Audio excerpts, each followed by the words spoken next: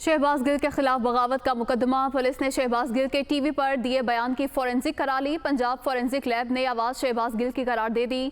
शहबाज गिल का mobile phone अब अहम सबूत नहीं रहा। पुलिस ज़राए की जानिब से ये बताया गया है। शहबाज गिल के खिलाफ बगावत का मुकदमा। पुलिस ने शहबाज गिल के टीवी पर दिए बयान की फोरेंसिक करा ली।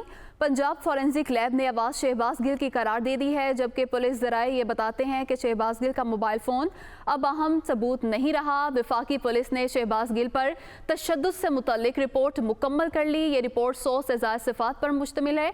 इसी पर बात करेंगे। नुमाइंदा दुनिया न्यूज़ कमरुल मुनव्वर हमारे साथ मौजूद हैं। कमर, बताइएगा इस हवाले से क्या तफसीलात हैं आपके पास?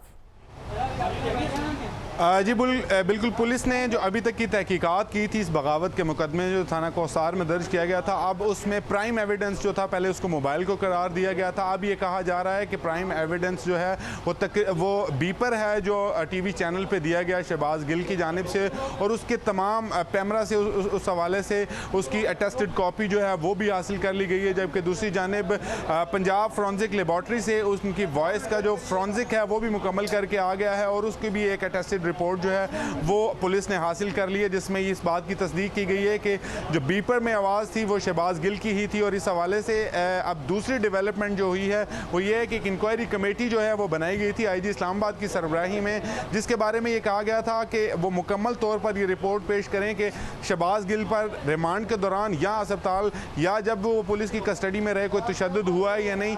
इस हवाले से एक जामिया रिपोर्ट जो है वो मुकम्मल की गई है। उस रिपोर्ट के मुताबिक ये रिपोर्ट जो थी ये 100 सफ़ात पर मुश्तमिल है। 27 अफसरान जिसमें पुलिस अफसरान, डॉक्टर्स और दूसरे एहलकार जो हैं वो शामिल हैं। इनके इस हवाले से इंटरव्यूज़ किए गए। बहुत शुक्रिया, आपने तफसीलात से आगाह किया।